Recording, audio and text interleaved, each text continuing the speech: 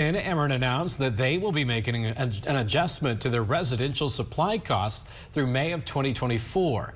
While the cost isn't dropping necessarily, the new Ameren rate of usage per kilowatt hour is about 4 cents cheaper than Quincy's current municipal electric aggregation program, meaning customers of Constellation Energy will be paying more a year from now or at the same amount for the power usage.